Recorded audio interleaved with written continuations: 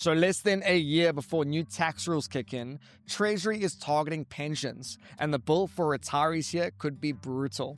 Today we're breaking down how SARS is tightening the net, while Ramaphosa and Zuma are clashing in court, and how one education group is booming just as another stalls. And be sure to stick around for the Wildcard as we revisit one of South Africa's most legendary animal stories. My friends, if you're enjoying the show, be sure to like and subscribe. And now, without further ado, let's get into it. SARS has been quietly tightening the screws on South Africans with money offshore, from stricter rules on how expats declare their residency to new reporting requirements when they return. Now, it's turning its attention to pensions, a move that could hit thousands of people who thought that their retirement savings were safe. So currently, if you worked abroad and paid into a foreign retirement fund, the payout was tax-free in South Africa. Now, Treasury wants to scrap that exemption from next year March, saying that that system allows double non-taxation, essentially cases where neither country collects. Now, in plain English, SARS sees it as lost revenue.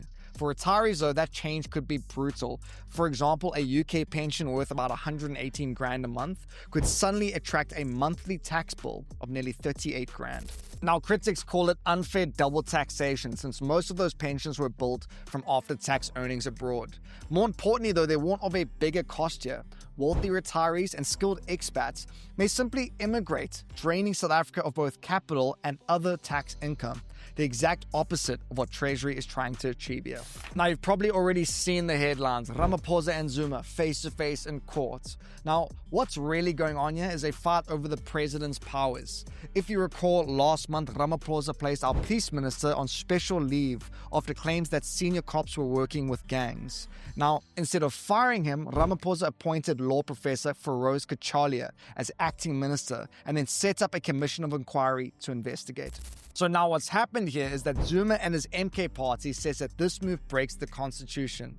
And their argument is pretty simple. They say that there's no law that lets a president put a minister on leave. And you certainly can't have two ministers running the same portfolio. And so they tried to first take this to the Constitutional Court, but it was tossed out on technical grounds. And so now they've turned to the High Court in Pretoria for a direct showdown. Now, Ramaphosa's defense here is that the Constitution gives him wide discretion to manage ministers, including suspending them when allegations surface. He says that the commission is the opposite of a cover-up. It's a way to air the claims in public. Now, the bigger picture here is that Zuma is using this legal fight to keep pressure on Ramaphosa, turning this governance dispute into political theatre. It's been a tale of two school groups this reporting season. Just yesterday, Curro flagged flat earnings and falling enrollments, saying that the middle class is under such financial pressure that thousands of families are pulling out of private schools.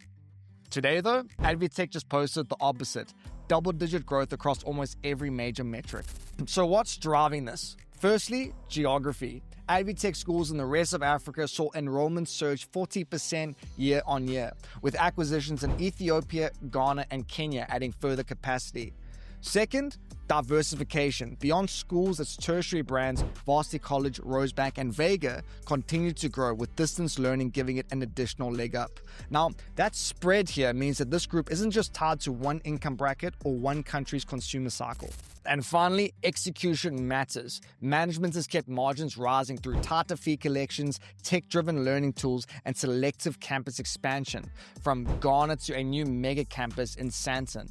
The result here is a business that's leaned on scale, technology, and cross-border growth to insulate itself from South Africa's economic pressure. And before we cruise on to our Bagel Bite of the day, here's a couple other headlines worth knowing. For starters, SARS is tightening its grip on crypto.